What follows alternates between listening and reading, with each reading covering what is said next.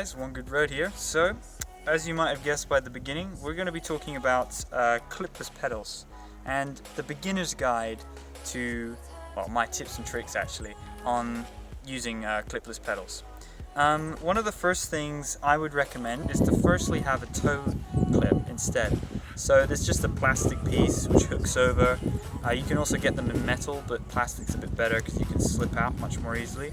And basically when you come up to a stop sign, for example, your foot is naturally going to pull up on the pedal because you can pull up, and then you're kind of stuck. So it simulates what it feels like to be on a clipless pedal.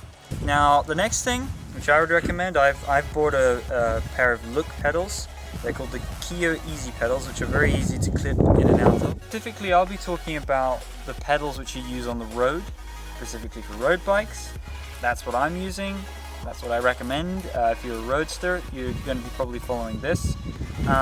But there are wildly different ones you can use for clips on your bike. There's so many different ones. So specifically for a mountain bike, you've got they're like the ones for road bike, but they're way smaller. They're like miniature, for example.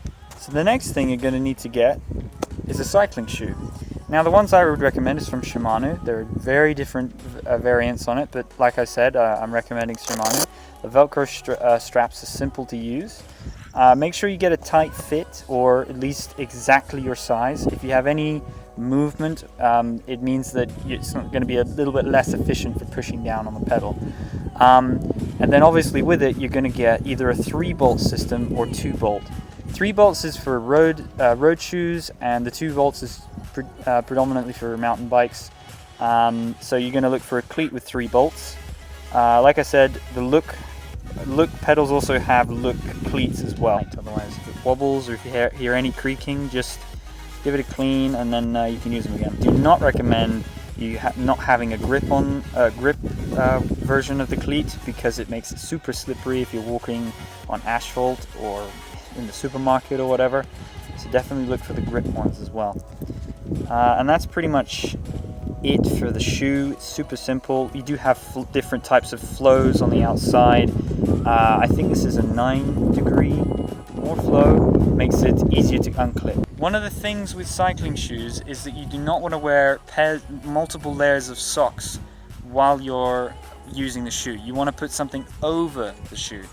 That's why they've made overshoes. Buy those instead, because when you've got too many socks that you're wearing, you're going to be uncomfortable, and you're going to maybe cause a lot of blood to just stay down there in your foot. So I would highly recommend just to wear 1 pair of socks and then buy an overshoe. Things which I know we're all afraid about is when you're clipped in, you're stuck to the bike. You need to kind of make it an automatic thing. You need to kind of get so that it doesn't feel unnatural. So what I mean by that is when you're clipping in and you're clipped in, when you come up to a stop sign, always constantly remember for the first week of riding with them, with the clipless pedals, always remember just to clip out. Just simply push your ankle outwards. It's very simple to do. And just keep practicing it. Lean up against a wall or a fence or whatever. Another thing is that when you're using a toe clip one, for example, or the hooks which go around the pedals, you're used to probably putting a dominant foot down on the ground. Now, that also applies obviously for this. If you're going to put your right foot down first and you're not used to it, don't do it. Otherwise you're going to fall over because your balance is not used to it. I've done that, I don't recommend it.